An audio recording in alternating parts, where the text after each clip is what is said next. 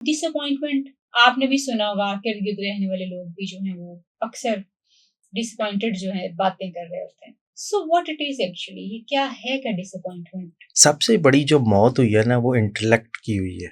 Okay. जो आपकी society का इंटेलेक्चुअल था ना वो मर गया, या ओके। इंटेलेक्ट मर गया या सोच मर गई है। उसकी वजह ये है कि सोसाइटी हमेशा ड्रीम्स पे जीती है, क्योंकि सोसाइटी का जो ज़्यादातर तबका होता है ना वो मिडिल क्लास या लोअर मिडिल क्लास से बिलोंग करता है। Where we lack in this कि हमने ये वाली जो जनरेशन है, जो हमारी जनरेशन है, इसमें हम वो हीरोज क्यों नहीं प्रोड्यूस कर राइट पाए कि whom we can look up to, कि हम राइट इनकी यस ये रोल मॉडल्स हैं, ये हमारे वो लोग हैं जिन्होंने मुआशरे में हमेशा मोमबत्ती पकड़ के रखी राइट है। बैकग्राउंड है वो हिंदुइज्म से आता है, जहाँ पर ब्राह्मण, वैश्य, शूद्र, खस्त्री और वो जो जात पात का निज़ाम है उससे पूरे रीजन के अंदर ना एक बुत प्रस्ती का कॉन्सेप्ट है कि कलमा पढ़ लेने के बावजूद भी हर शख्स एक बुत चाहता है जिसकी वो पूजा करे। बिस्मिल्लाहिर्रहमानिर्रहीम। अस्सलाम वालेकुम जी, मैं हूं डॉक्टर ताहिरा रुबाब और आपकी खिदमत में हाजिर हैं टॉक ऑफ द वीक लेके। आपको पता है कि हमारे टॉक ऑफ द वीक के जो मेहमान हैं वो इशफाक अहमद साहब हैं, लेकिन हैं लेजेंड। और ये इनको मैं लेजेंड इसलिए कहती हूँ कि मैंने बड़े कम लोग देखे हैं कि जिनकी बड़ी गहरी नज़र होती है सोशल इश्यूज़ के ऊपर, और फिर सोशल इश्यूज़ के पे सिर्फ नज़र नहीं होती।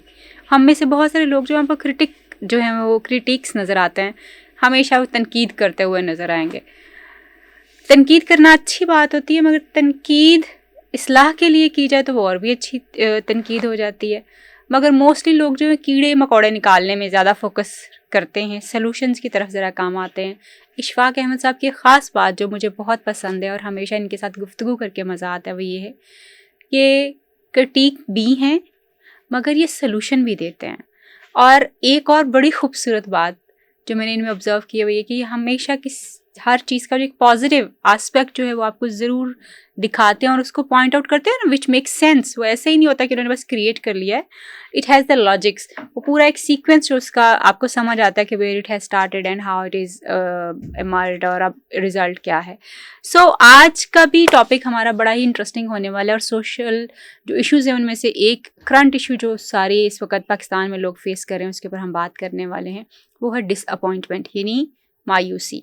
बहुत कॉमन है इंडिविजुअल लेवल के ऊपर भी, हमारे घरों में भी हर बंदा हमें मायूस परेशान नज़र आ रहा है। ज़िंदगी या उसको खुशहाल होने की या ज़िंदगी में कुछ अच्छा हो जाने की उम्मीद जो बिल्कुल ख़त्म हो चुकी हुई है। ये तो individual level, but on the national level और ग्लोबल लेवल भी हमें यही एक पिक्चर जो प्रेजेंट करता है कि लोग जो हैं बहुत ज़्यादा डिसअपॉइंटेड हैं। होपलेसनेस बहुत ज़्यादा है लोगों में, खुशी की उम्मीद या बेहतरी की उम्मीद जो है वो बिल्कुल ना होने के बराबर जो है वो होगी। हर बंदे का जो जनरल टॉक का कंटेंट है, यानी बात करने का जो तरीका है, जो उससे बात निकलती है, छड्डो जी कित्थे सही हो सकता है, इतने सालों से नहीं ठीक हुआ, आप कहाँ से ठीक होना है, पाकिस्तान रहने की जगह नहीं है, यहाँ पे हालात नहीं ठीक हो सकते, इतनी गुर्बत है। यानी इस तरह का ये हमारा एक जनरल कंटेंट बन गया है which reflects our disappointment not only for us but for others as well. जब हम किसी के साथ इस तरह से बात करें तो ऑफ कोर्स उसके दिमाग में भी एक पिक्चर बनती है कि वो शायद कहीं ऐसा ही है। सो उस अंधेरे में बड़े कम लोग नज़र आते हैं जो आपको उसी डिसअपॉइंटमेंट से कुछ ऐसे पॉइंट्स दिखा देते हैं जो आपको रोशनी की तरफ लेके जाते हैं, जो आपको गाइड करते हैं कि नहीं, it's not all dark, there is a little light but there is. So Ishfaq Ahmed साहब आज डिसअपॉइंटमेंट में बात करेंगे, उनसे डिस्कस करते हैं कि व्हाट इट इज़ एक्चुअली, और यहाँ से हम इस वक्त जो डार्कनेस हमें नज़र आ रही है इसको हम कैसे एनलाइट कर सकते हैं, कैसे इसमें से निकल सकते हैं। अस्सलाम वालेकुम इशफाक। जी वालेकुम अस्सलाम। Thank you so much for being with us. Welcome. आप हमेशा टाइम निकालते हैं, बात करके अच्छा लगता है, और सुनने और देखने वालों के लिए आई एम श्योर के जहाँ हम बड़ा फन और हर वक्त एक हंसी मजाक डांस वाली वीडियोस देख रहे थे, वहाँ पे कुछ काम की बातें में भी यकीनी तौर पे sure. Talk of the week से भी सीखते होंगे। डिसअपॉइंटमेंट आपने भी सुना होगा, इर्द गिर्द रहने वाले लोग भी जो हैं वो अक्सर डिसअपॉइंटेड जो है बातें कर रहे होते हैं। So what it is actually, ये क्या है क्या डिसअपॉइंटमेंट जो, और इस जो वक्त कि हम हमारी सोसाइटी में हाँ, इस वक्त और इस जो वक्त हम अपनी सोसाइटी पीक में पे भी है। देख रहे हैं एग्जैक्टली राइट। कि वो क्या है, और माशरे में इतना ज्यादा इसका जो पीक आया हुआ है, क्या हम इससे निकल पाएंगे, क्या होगा? बेसिकली पिछले 10 साल में जो जो जहाँ पे बहुत सारी अमवात हुई हैं, जैसे हम कहते हैं कि यार इखलाक भी मर गया या ये भी मर गया। सबसे बड़ी जो मौत हुई है ना वो इंटेलेक्ट की हुई है। ओके जो आपकी सोसाइटी का इंटेलेक्चुअल था ना वो मर गया, या ओके इंटेलेक्ट मर गया या सोच मर गई है। उसकी वजह ये है कि सोसाइटी हमेशा ड्रीम्स पे जीती है, क्योंकि सोसाइटी का जो ज़्यादातर तबका होता है ना वो मिडिल क्लास या लोअर मिडिल क्लास से बिलोंग करता है, और लोअर मिडिल क्लास और मिडिल क्लास हमेशा ड्रीम्स में रहना पसंद करती है, पैशन में, ख्वाब में। आप देखें रिसेंट एक एग्जांपल है, पाकिस्तान T20 में बड़ी बुरी तरह हारा। अगर आप किसी बड़ी अपर या उससे भी हाई क्लास में चले जाएं और उन्हें ये कहें कि जी पाकिस्तान हार गया, तो वो शायद इससे उनको उनको फर्क इतना नहीं बॉदर पड़ता न करें। हाँ लेकिन आम आदमी का मोराल इतना डाउन है कि वो शायद अगले 2 साल क्रिकेट देखना भी शौक पसंद नहीं से करेंगे देख ही ना पाए। तो हुआ ये है कि आपकी सोसाइटी में जो इंटेलेक्चुअल्स थे, जो आपके ख्वाबों को ज़िंदा रखते हैं, जो आपको ख्वाब दिखाते हैं, जो आपको रोड मैप देते हैं, जो आपका को टारगेट सेट करते हैं। जैसे हम बचपन में पढ़ते थे, अल्लामा इकबाल ने पाकिस्तान का ख्वाब देखा, तो हमें उस वक्त पता नहीं होता था, हम समझते थे शायद ये वाकई ख्वाब देखा था, वो सोए हुए थे तो उन्होंने ख्वाब देखा, बल्कि उन्होंने रोड मैप दिया कि इस तरह से इन सूबों को अलग करके इनको 2 कंट्रीज बना दिए जाए। उससे पहले मुसलमानों को पता ही नहीं होता था कि वो किस विजन चीज़ नहीं की था फाइट लड़ रहे हैं, ओके राइट। तो जो इंटेलेक्चुअल्स होते हैं सोसाइटी के, जो पिलर्स होते हैं, वो बाप की तरह होते हैं। अब अगर आज आप देखें तो ना कोई बड़ा फिल्म स्टार रहा, ना कोई बड़ा गेम स्टार रहा, ना कोई मौलाना रहे, ना कोई बानो कुदसिया है, ना कोई तारिक अजीज है, ना कोई इशफाक अहमद है। कोई एक ऐसा शख्स नहीं है, पोलराइज नहीं है, राइट। या कोई एक शख्स ऐसा नहीं है जिसकी बात को सुन के आपको अच्छी नींद आ जाए, या जिसकी बात को आप सुनने के लिए तैयार हो जाएं। हम पाकिस्तानी हैं, लेकिन आप थोड़ी देर के लिए इमेजिन करें कि आपने टीवी लगाया हुआ है और टीवी पे आपको अमिताभ बच्चन साहब बैठे नजर आए हैं, तो आप देखेंगे कि आप उनकी बात सुनकर आपको कुछ हासिल होगा, आपको फील होगा कि ये कोई बात कर रहे हैं, इनकी बात में कोई असर होगा। ये एक शख्स है जिसने अचीव किया है, जो अपने कंट्री का स्टार है, राइट। तो ये लोग होते हैं जो आपको जिंदा रहने की उम्मीद देते हैं। लोग बिजली का बिल बर्दाश्त कर लेते हैं, लोग गर्मी बर्दाश्त कर लेते हैं, लोग महंगाई बर्दाश्त कर लेते हैं, लेकिन मिडिल और लोअर मिडिल क्लास से कंट्री की डिफीट बर्दाश्त नहीं होती, राइट। वो इस चीज को अफोर्ड नहीं कर सकते, वो अपने मुल्क, अपनी कौम, अपने दीन और इन चीज़ों को ऊंचा देखना चाहते हैं। वो चाहते हैं वो जहाँ जाएं वहाँ पर उनको उनके मुल्क के साथ उनकी पहचान हो, वो इसी नाम पर जान भी दे देते हैं, राइट। तो हुआ ये है कि पिछले 10 साल में, या मैंने जितने नाम लिए हैं, कि आज आप कहें कि यार कोई एक फिल्म स्टार ही बता दें जो नॉन कंट्रोवर्शियल हो। हर एक को पॉलिटिसाइज करके पोलराइज कर दिया हमने, सिंगर्स तक पॉलिटिक्स में चले गए। आज एक सिंगर ऐसा नहीं है कि जिसकी बात सुनकर हम कहेंगे यार इसकी बात, इसकी ज़िंदगी की अचीवमेंट से हम कुछ लर्न कर सकेंगे। कोई नुसरत फ़तेह अली खां आपको नज़र नहीं आता, कोई जानशेर खान नज़र नहीं आता, कोई आपके पास मौलाना नज़र नहीं आता। कोई एक शख्स ऐसा नहीं बचा जो एक बात करे और पूरी कौम उसकी बात को सुने। तो सबसे बड़ी मौत तो ये इंटेलेक्ट की मौत हुई है, जिसकी वजह से ये डिसअपॉइंटमेंट ड्रिल डाउन हो रही है। और आपको पता है, आप मेंटल हेल्थ से डील करती हैं कि जब इंसान के पास ड्रीम होता है, पैशन होता है, या कोई ख्वाब होता है, तो उसको लाइट भी चली जाए तो वो बॉदर नहीं करती, वो अपने काम में लगा होता है। उसको बरसात का हब्स भी अच्छा लगता है, उसको सर्दियों की सर्द शामें भी अच्छी लगती हैं, उसको गर्मियों में वो जो हम गज़ल कहते हैं कि वो तपती धूप में वो जो छत पे आना याद है, वो जो मुझे अब याद नहीं, एक गज़ल थी शायद मेहदी हसन की, तो तपती धूप भी अच्छी लगती है, राइट। तो हर मौसम अच्छा लगता है अगर उसके पास कोई ड्रीम है, कोई पैशन है, कोई उसका टारगेट है। लेकिन अगर इंसान के पास ड्रीम और पैशन और टारगेट न रहे, तो आप इस बात को जानती हैं कि बिलियनियर्स भी इस तरह की डिसअपॉइंटमेंट और मेंटल हेल्थ इश्यूज में चले जाते हैं, राइट। वो एंजाइटी में चले जाते हैं, डिप्रेशन में चले जाते हैं, क्योंकि वो ये कह रहे हैं कि मेरी जिंदगी का मकसद क्या है। तो हुआ ये है कि सोसाइटी से मकसद छिन गया है, टारगेट छिन गया है। ना उनको गेम से कोई अच्छी खबर नजर आती है, ना उनको कोई अपनी फिल्म इंडस्ट्री में कोई ऐसा स्टार नज़र आता है कि जिसकी ज़िंदगी से वो कुछ लर्न कर सके, ना मज़हब में कोई ऐसा उनको आलिम नज़र आता है जिस पर सब लोग इत्तेफाक कर सके। बहुत हैं, लेकिन सब अपने टाइम पर वक्तन फ़वक्तन पोलराइज हो गए। जो नहीं हुए वो इतने वीक हैं या इतने वो आउट ऑफ द सीन है कि उनसे आपको कोई इतना ज़्यादा इंटरेक्शन नहीं है उनके साथ।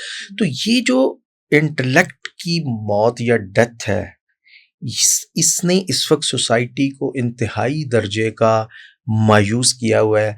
इसे आप सिविल डिफीट कह लें कि जितने भी, ना कोई बड़ा, जैसे अहमद फराज थे, फैज़ अहमद फैज़ थे, आपके बड़े बड़े शुअरा थे कि जिनका शेर सुनकर लोग आज भी उन गुजरे हुए शुअरा के ही शेर पढ़ी जा रहे हैं। लेकिन आज जिंदों में हमारे पास कोई एक शख्स कम से कम ऐसा रहने देना चाहिए था कि जिसको किसी मौके पर बुलाकर, जैसे ख़ानदानों में झगड़े होते हैं, फसाद होते हैं, परेशानियां होती हैं, तो किसी एक बड़े बूढ़े को, जो बेशक इतना इन्फ्लुएंशियल ना हो, इतना, उसकी बात रख ली जाती है। राइट। अच्छा, मैं इससे थोड़ा सा आगे जाना चाह रही हूँ इशफाक। आपने बड़ी खूबसूरती से बयान किया कि बेसिकली मुआशरे में मायूसी उस वक्त आती है जब वहाँ पे फिक्र करने वाला आदमी या लोगों को गाइड करने वाला कोई गाइड जो है वो नहीं रहता, तो मुआशरे अपनी मौत खुद ही मर जाते, जैसे पाकिस्तान का हाल हुआ है। व्हाट डू यू थिंक कि where we lack in this, कि हमने ये वाली जो जनरेशन है, जो हमारी जनरेशन है,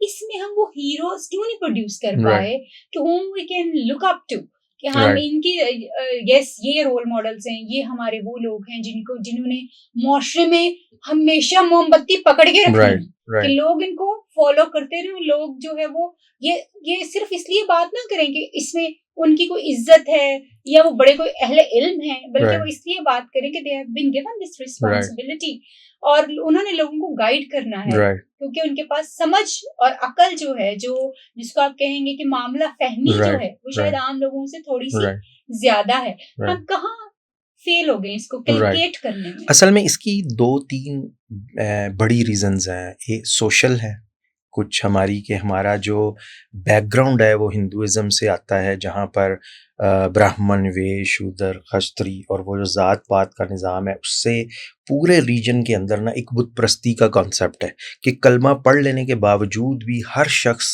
एक बुत चाहता है जिसकी वो पूजा करे।